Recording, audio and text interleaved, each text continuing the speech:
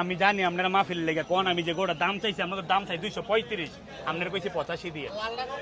এটা যদি নেন বেচা দাম কোনো দামাদামি চলতো না, একদম 100 টাকা কম হইতো না, একদম 95,000, 1,95,000। জানি এটা 85 টাকা।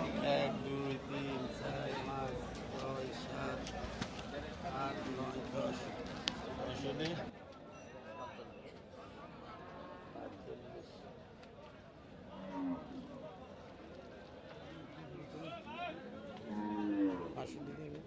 65, ভালো দাম কইছেন মাশাআল্লাহ। এটা কি 65-র গরু?